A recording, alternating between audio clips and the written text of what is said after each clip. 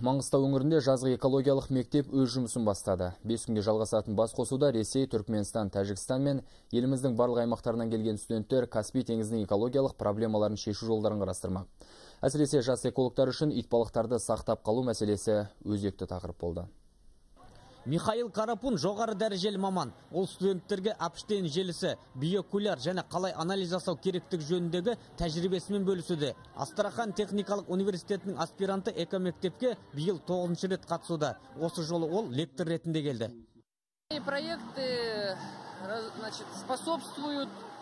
Бұл жоба біздің жастарымызға Каспийдің проблемасын заманауи тұрғыдан қарауға септігін тигізеді. Себебі мұнай өндіру бұл аймақтың табиғатына, әсіресе Қайран мен теңіз жағалауына кері әсерін тигізетіні жасырын емес. Бұл студенттер байқаудан сүрінбей өтіп іріктеліп алынған жоғары білім ордасының шәкірттері. Олар халықаралық экологиялық деңгейдегі мәселелерді шешуге ықпал етіп келе жатқан тәжірибелі мамандар.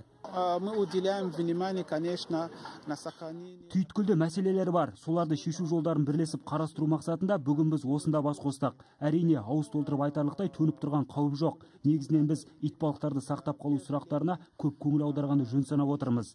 Себебі бұл өткір мәселелердің бірі.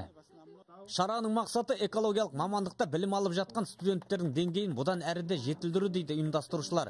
Болашақ экологтар келешекте Каспий теңізіндегі итбалықтардың көбеюіне өздерінің зор үлестерін қоспақ. Бақытжан Сатылханұлы, Саламат Бекбаев, Ақтау 24 KZ.